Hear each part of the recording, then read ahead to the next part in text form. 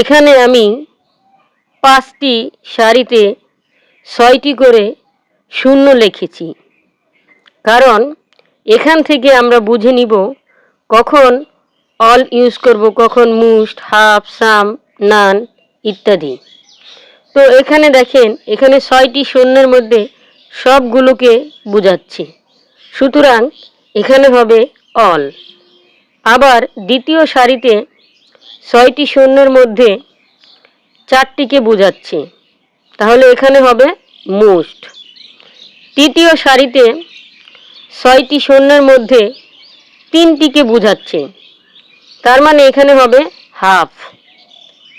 আবার চতুর্থ সারিতে 6টি শূন্যের মধ্যে 2টিকে বোঝাচ্ছে, তাহলে এখানে হবে সাম।